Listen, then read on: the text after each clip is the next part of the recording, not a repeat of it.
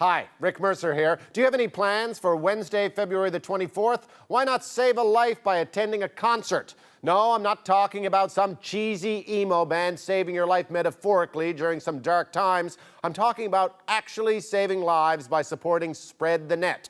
On February the 24th, Sounds of the Soul, an evening of multi-faith music, is taking place at the Hart House Great Hall, and you should attend. Tickets are $15 or just $6 for students, and all the proceeds go towards eradicating malaria in Africa. So call 416-978-8849 or visit uofttix.ca to buy tickets. That's www.uofttix.ca.